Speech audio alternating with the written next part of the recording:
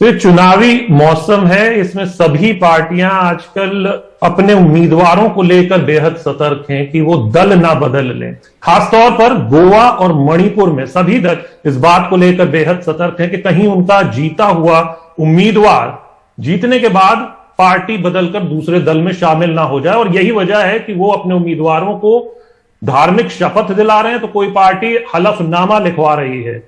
अब इतिहास से सीखने में ही भलाई है, लेकिन इसमें सोचने वाली बात यह है कि जो लोग हमारे कानून बनाते हैं वो कितने ईमानदार हैं कि उनके लिए ये सब कदम उठाने की जरूरत पड़ रही है। एक report.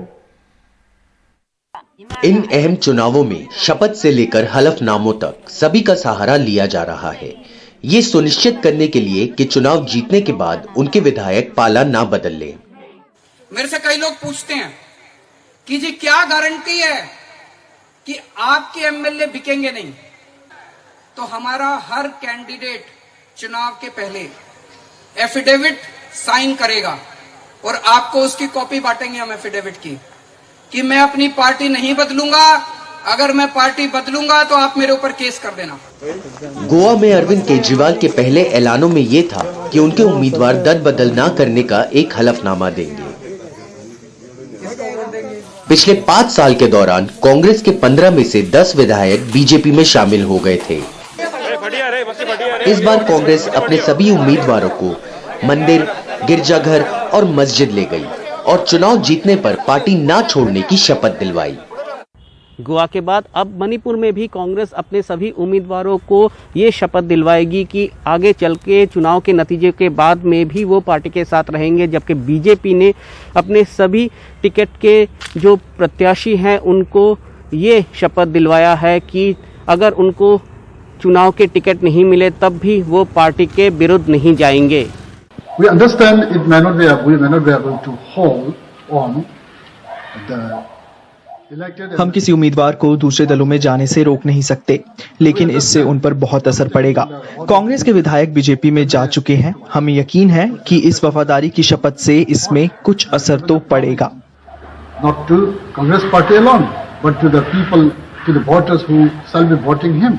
Some days ago, the Honorable CM Biren Singh कुछ साल पहले मणिपुर बीजेपी में मुख्यमंत्री की अगुवाई में 60 सीटों के सभी संभावित उम्मीदवारों को बुलाकर एक दस्तावेज पर हस्ताक्षर करवाए गए थे कि जो भी उम्मीदवार होगा उसे सभी समर्थन देंगे।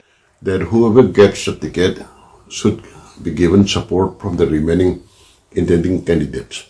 मणिपुर में 2017 विधानसभा चुनावों में कांग्रेस 28 विधायकों के साथ सबसे बड़े दल के तौर पर उभरी थी, लेकिन पिछले 5 साल के दौरान पार्टी के 16 विधायक बीजेपी में चले गए। उधर बीजेपी के साथ दूसरी समस्या है, राज्य के 60 में से करीब 40 सीटों में बीजेपी के 3-4 मजबूत संभावित उम्मीदवार हैं।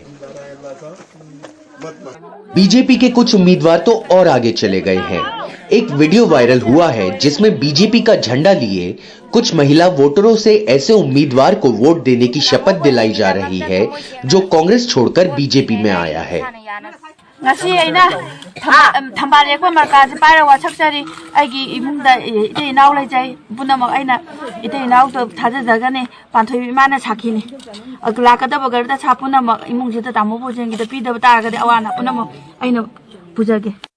सभी चुनावी शपथ ले रहे हैं।